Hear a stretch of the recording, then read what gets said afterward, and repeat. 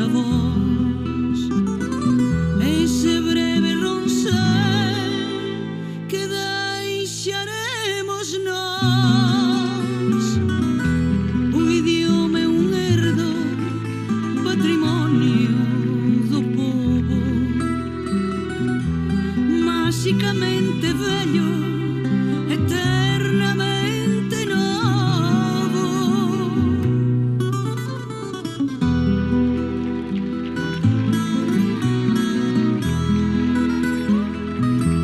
O idioma é a patria, a esencia máis nosa, a creación común máis grande e poderosa.